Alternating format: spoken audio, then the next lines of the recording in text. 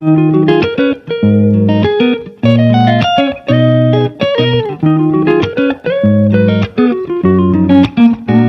students, 7th class mathematics algebra expression లో మనం exercise 10.1 లో ప్రాబ్లమ్స్ చెప్పడం జరుగుతుంది. ఇంతకు ముందు వీడియోలో మనం కాన్సెప్ట్ చెప్పడం జరిగింది. కాన్సెప్ట్ విన్నట్లయితే చాలా సులభంగా ప్రాబ్లమ్స్ అన్ని చేస్తాం మనం. నెక్స్ట్ ముందు ప్రాబ్లమ్స్ స్పష్టంగా చదవండి, చదివినాక వెంటనే ఆన్సర్ రాసేయచ్చు. First, get the algebraic expressions in the following cases using variables, constants and arithmetic operations. Arithmetic operations అంటే ఏవేంటివి? Plus, minus, into, division, divided by.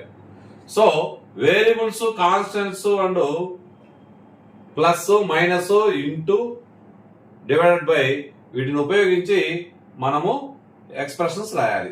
Okay, right. First, subtraction of Z from Y. Subtraction అంటే మనకు తీసివేయాలి, అంటే subtract చేయాలి దేన్ని, జెడ్ను. దేని నుండి తీసివేయాలి? నుండి అంటే ఫ్రమ్. సో ఫ్రమ్ అంటే వై, వై నుండి y minus z. Are you understand? 1 of అంటే 1/2 అని అర్థం. The sum of numbers x and y. Sum అంటే ఎడిషన్. ఏ రెండు నెంబర్లు ఎడిషన్ చేయాలి?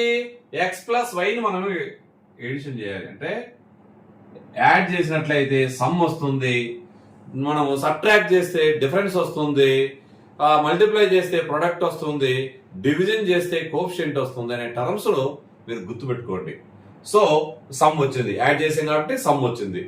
That's all in of 1/2 multiply చేయాలి. Are you understand? Next, the number Z multiplied by itself. Already మన కాన్సెప్ట్ లో చెప్పడం ఇట్ సెల్ఫ్. జెడ్ అనే నెంబర్ ని అదే నెంబర్ తో మల్టిప్లై చేయాలి. Z into Z, that is equal to Z square. Next, 1/4 of. మనం చదవటం నేర్చుకోమని చెప్పిన ఫస్ట్ 1/4 ని 1/4 అంటున్నాం. 1/4 of the product of numbers p and q. Product అంటే ఏమనుకున్నాం మనము? మల్టిప్లై చేయటం. సో ఏ రెండు నెంబర్లు మల్టిప్లై చేస్తాం ఇక్కడ? P and Q. పిక్యూను మల్టిప్లై చేసి అంటే పిక్యూ. ఇక్కడ ఇంటూ పెట్టలేదు. ఎందుకు పెట్టలేదు అంటే అది ఎక్స్ అనుకుంటారని చెప్పేసి ఆల్జిబ్రిక్ ఎక్స్ప్రెషన్స్ లో మనం ఇంటూ అనేది తీసేసి కలిపి రాసేస్తాం. ఏమి లేకపోతే ఈ రెండు వేరియబుల్స్ మధ్యలో ఖచ్చితంగా ఏమన్నట్టు? ఇంటూ ఉన్నట్టు. నెక్స్ట్, 1/4. సో ఈ విధంగా రాసుకోవచ్చు, లేదా మీరు 1/4 ఇంటూ వి ఇంటూ క్యూ రాసుకోవచ్చు. Choice. Okay, next, the numbers x and y both. X, y అనే సంఖ్యలను స్క్వేర్ చేయాలి. స్క్వేర్ చేయాలంటే ఎక్స్ స్క్వేర్ వై స్క్వేర్. రెండు నెంబర్లు స్క్వేర్ చేశా. అండ్ యాడెడ్ అంటే plus symbol. X square plus Y square. Okay, next, number 5 added 3 times. Times అంటే multiply చేయాలి. ఇక్కడ product of numbers M and N. అంటే ఇక్కడ యాడెడ్ అంటే ప్లస్ సింబల్ పెట్టాను 3ని. అంటే ఈ రెండు number product m and n variables product ను 3తో మల్టిప్లై చేయాలి. ఈ రెండు ప్రొడక్ట్ వచ్చేసి ఎంఎన్. ఎంఎన్ 3తో మల్టిప్లై చేసినట్లయితే 3mn.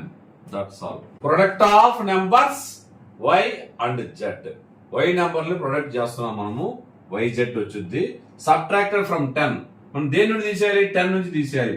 ఫ్రమ్ అనే నెంబర్, ఫ్రమ్ గాని నుండి అంటే ఆ నెంబర్ ఫస్ట్ వేసుకొని మైనస్ ఇక్కడ ఉండదని Y Z. Next, sum of numbers A and B. Sum of numbers అంటే A plus B. Okay, subtracted from their product. Their అంటే వాటి యొక్క, ఏటి యొక్క A and B. A and B product వచ్చేసి ఏబి. ఏబి ప్రొడక్ట్ లో కూడా A plus B మన సబ్ట్రాక్షన్ అయితే జరుగుతుంది. Identify the terms and their factors in the following expressions. మనం ఏమి ఐడెంటిఫై చేయాలి అంటే terms and their factors. Term యొక్క ఫ్యాక్టర్స్ ద ఫాలోయింగ్ ఎక్స్ప్రెషన్ చేయాలి. కింద ఇచ్చిన సమాసాలలో పదాలు మరియు వాటి యొక్క కారణాంకాలు మనం ఐడెంటిఫై చేయాలి. Show the terms and factors by T diagrams. T diagram అంటే టీ డయాగ్రామ్ ద్వారా మనం టర్మ్స్ ను ఫ్యాక్టర్స్ ఐడెంటిఫై చేయాలి, చూపించాలి. షో అంటే చూపించుట. Okay right. ఇక్కడ x-3 ఇక్కడ మనం ఆల్రెడీ ఒకసారి చెప్పుకోవడం జరిగింది. స్పేస్ ను ప్లస్ ఆర్ మైనస్ తో రీప్లేస్ చేయడం జరుగుతుంది. సో ఇక్కడ మైనస్ ఉంది అంటే ఇది ఫస్ట్ ఒక టర్మ్ అవుతుంది, ఇది ఒక టర్మ్ అవుతుంది, అంటే x-3. సో దీని యొక్క ఫ్యాక్టర్ x, దీని యొక్క కాన్స్టెంట్ వచ్చేసి -3. That's all. Next B problem. Terms చూద్దాం. ఫస్ట్ ఇక్కడ స్పేస్ ను మైనస్ గానీ ప్లస్ తో గానీ సింబల్ తో గానీ రీప్లేస్ చేయడం జరుగుతుంది.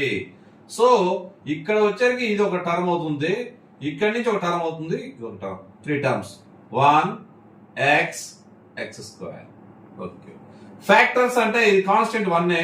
ఇక్కడ ఒకటే వేరియబుల్ ఉంది x. ఇక్కడ 2 వేరియబుల్స్ అంటే ఒకే వేరియబుల్, పవర్ వచ్చేసి 2 అంటే x into it self. Next that's all. అంటే టర్మ్స్ 1 x x². 1 యొక్క ఫ్యాక్టర్ 1, x యొక్క ఫ్యాక్టర్ x, x² ఫ్యాక్టర్స్ వచ్చేసి x ఇంటూ x. నెక్స్ట్ ఇక్కడ కూడా గమనించండి, అంటే ప్లస్ మైనస్ మనం గీసుకుంటే వెళ్ళిపోవటం అంతే. That's all. ఇక్కడ వచ్చేసి టర్మ్ వచ్చేసి y, ఇక్కడ సెకండ్ టర్మ్ వచ్చేసి -y³. Okay right. నెక్స్ట్ దీని ఫ్యాక్టర్స్ వచ్చేసి y. ఇక్కడ మీరు జాగ్రత్తగా గమనించండి, నేను 4 రాస్తున్నాను, 4 ఫ్యాక్టర్స్ రాస్తున్నాను. మైనస్ సింబల్ ఉంది కాబట్టి న్యూమరికల్ కోఎఫిషియంట్ -1 రాశాను. y³ అంటే y ఇంటూ y. నెక్స్ట్ ఇక్కడ కూడా టర్మ్స్ రాస్తున్నాను.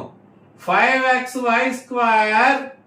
ఇక్కడ వచ్చేసి 7 ప్లస్ 7x²y. సో దీని యొక్క ఫ్యాక్టర్స్ కొంచెం కింద రాస్తాను, జాగ్రత్తగా చూడండి. 5xy. నెక్స్ట్ ఇక్కడ కూడా 7xy అంటే 7x² అంటే x into x y. Next ఇక్కడ కూడా చూడండి, ఇక్కడ ఇది చూడండి, ఇక్కడ స్పేస్ వచ్చేసి ఇది ఒకటి, ఇక్కడ స్పేస్. సో నేను చూడండి ప్లస్ సింబల్ తో వేరు చేస్తున్నాం.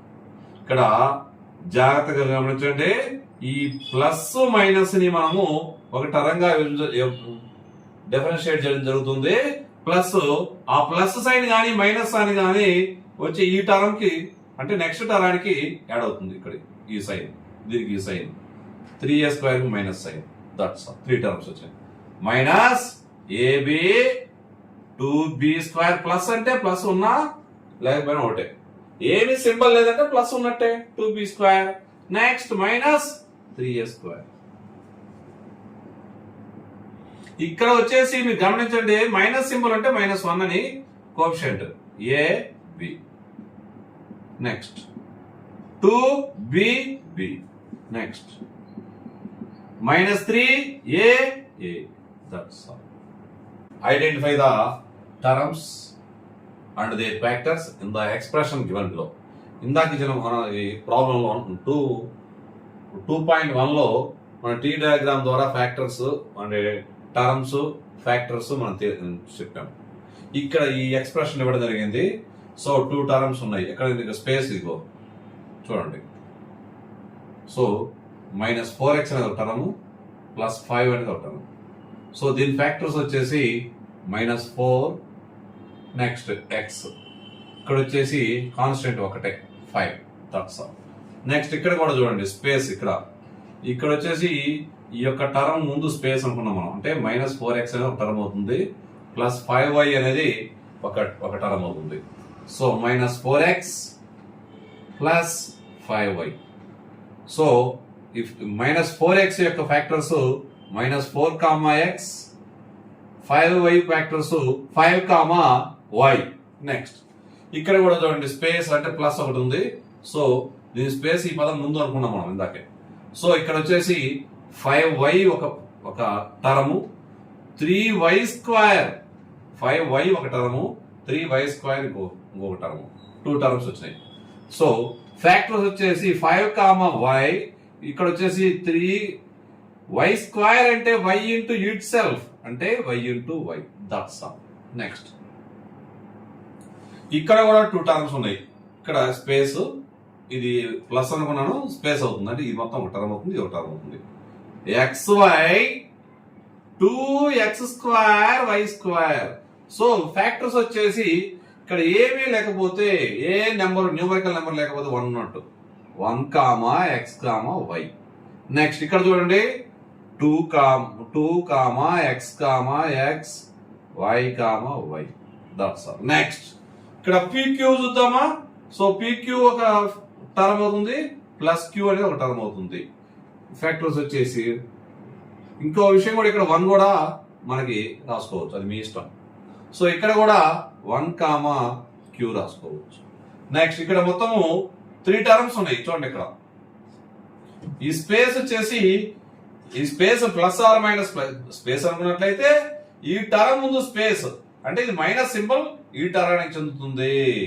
So 1.2 AB 1.2 AB minus 2.4 B plus 3.6 A.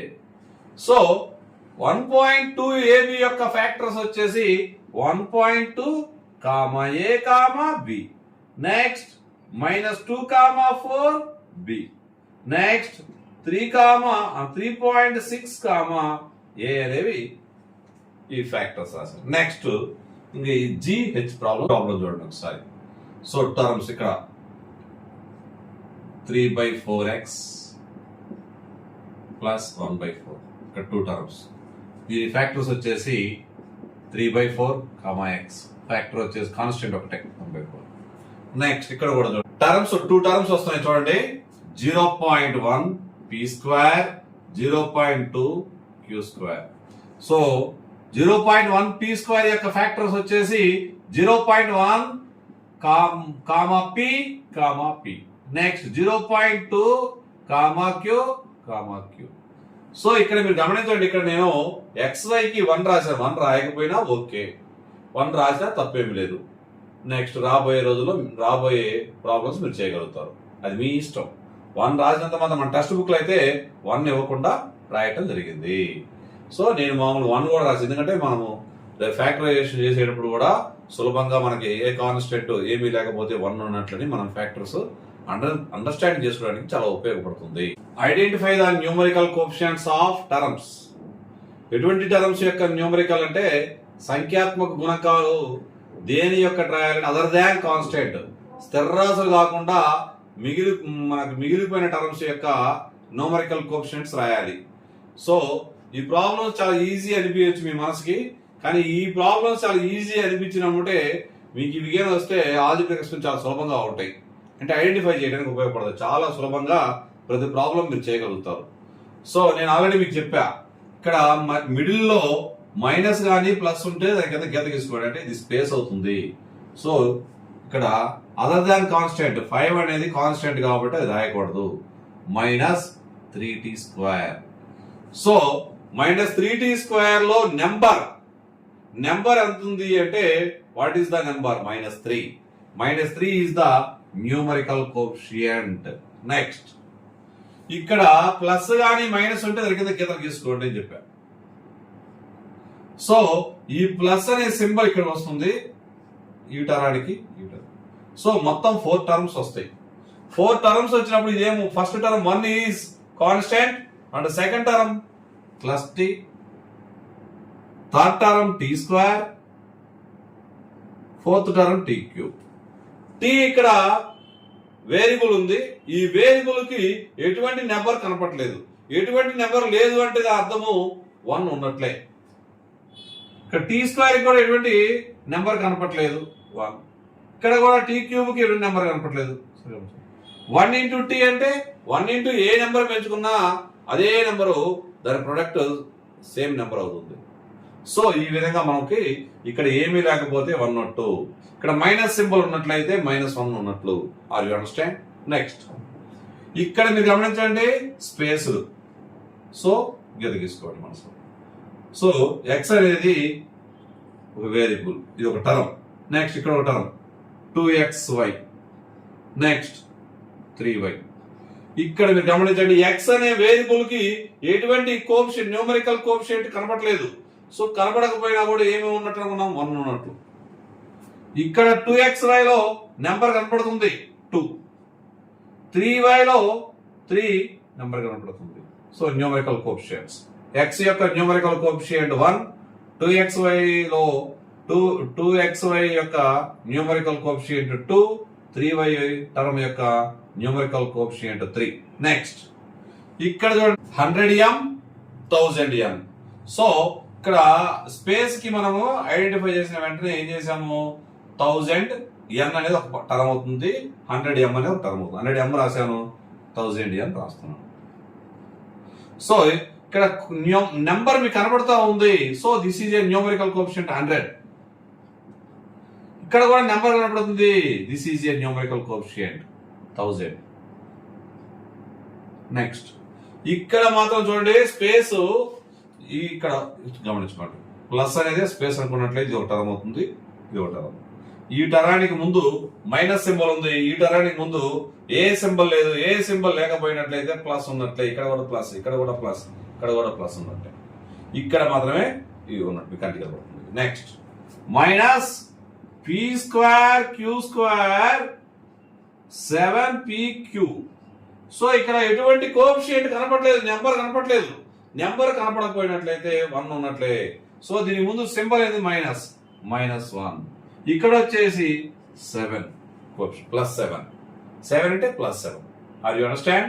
Next మిగతా రిమైనింగ్ 4 ప్రాబ్లమ్స్ మనం చేద్దాం. ఫస్ట్ ఇక్కడ చూడండి, స్పేస్ అంటే ప్లస్ సింబల్ ని వేరు చేయండి.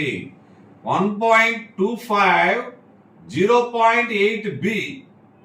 సో ఇక్కడ న్యూమరికల్ కోఎఫిషియంట్ ఏంటి, 1.2. ఇక్కడ న్యూమరికల్ కోఎఫిషియంట్ ఏంటి, 0.8. Next this is a single term. So 3.14 r square.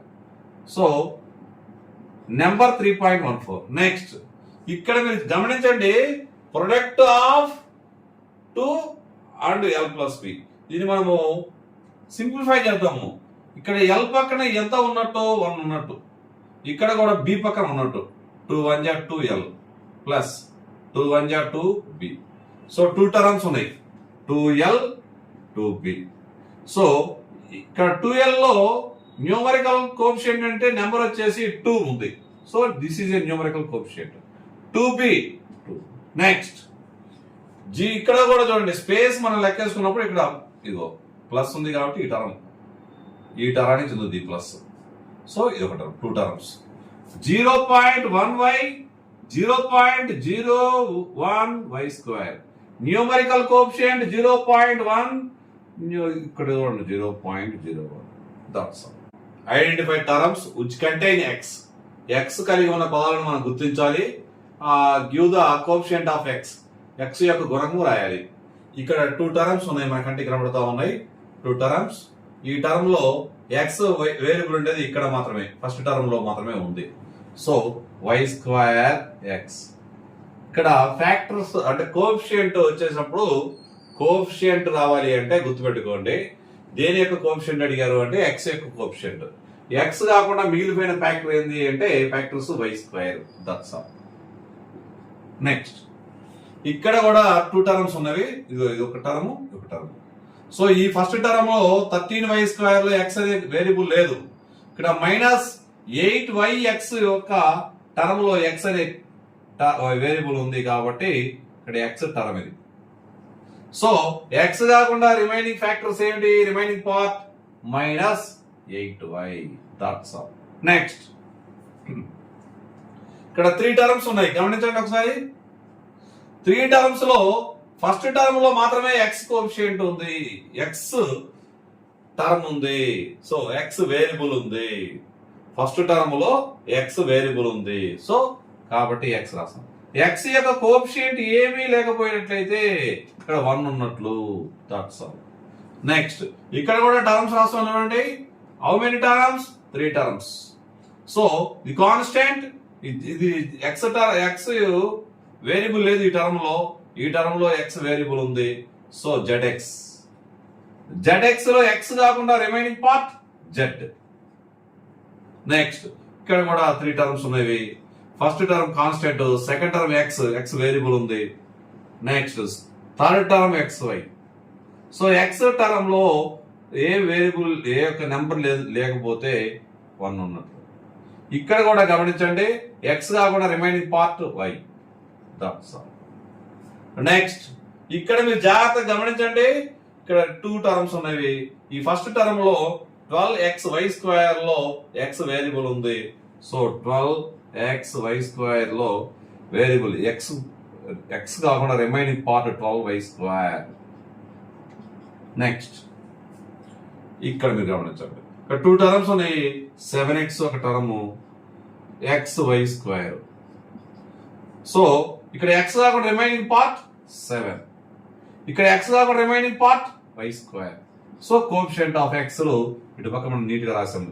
ఏ టరానికి ఆ టర్మ్ ఎదురు ఆపోజిట్ సైడ్ లోనే మనం కరెక్ట్ గా ఏమి రాసాము అంటే ఆ యొక్క టర్మ్ యొక్క కోఎఫిషియంట్ రాయటం జరిగింది. x యొక్క కోఎఫిషియంట్లు నీట్ గా రాయటం జరిగింది.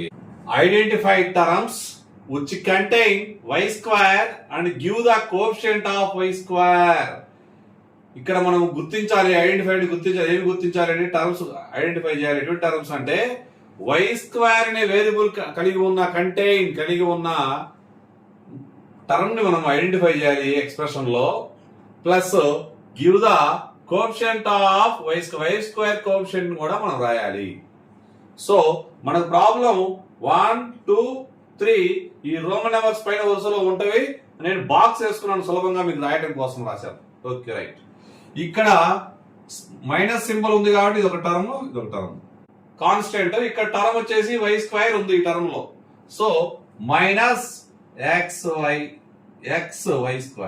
Minus xy². సో ఈ y² టర్మ్ ఉంది కదా, ఈ y² కాకుండా మిగిలిపోయిన యొక్క ఫ్యాక్టర్సే రిమైనింగ్ పార్టే y² coefficient. That's all. Next ఇక్కడ మీరు గమనించండి, 2 టర్మ్స్ ఉన్నాయి. ఈ టర్మ్ లో y² ఉంది, వేరియబుల్ y² ఉంది. సో 5y² రాశారు. నెక్స్ట్ సెకండ్ టర్మ్ లో మీరు గమనించండి, y² వేరియబుల్ లేదు. సో మనము y² ఉన్న టర్మ్ మాత్రమే రాసుకుంటాము. సో y² కాకుండా రిమైనింగ్ పార్ట్ 5. నెక్స్ట్ మీరు గమనించండి, ఇక్కడ 3 టర్మ్స్ ఉన్నాయి. 3 టర్మ్స్ లో ఈ టర్మ్ లో y మాత్రమే ఉంది, y² లేదు. ఇక్కడ y² ఉంది, మైనస్ 15xy², ఇక్కడ 7y². సో y² కాకుండా remaining part minus 15x, y² remaining part y. That's all. Are you understand? ఈ ప్రాబ్లం జాగ్రత్తగా వినండి. నేను మీకు ట్యూషన్ కూడా అవసరం లేకుండా చాలా సులభంగా అర్థమయ్యేటట్లు చెప్పడం జరిగింది. నేను చెప్పింది మీకు నిదానం అనిపిస్తే 1.5x లోనూ కొంచెం స్పీడ్ పెంచుకొని చూసుకోండి, మీకు చాలా స్పీడ్గా అర్థమవుతుంది. కొంచెం అర్థం కాని పిల్లలు మాత్రం నార్మల్ సైజు నుండి చూసుకోండి, మీకు సులభంగా ఉంటుంది. మన ఛానల్ని మొదటిసారి చూసే వాళ్ళు ఎవరైనా ఉంటే సబ్స్క్రైబ్ చేయండి, అవసరమైన వారికి షేర్ చేయండి, ఒక లైక్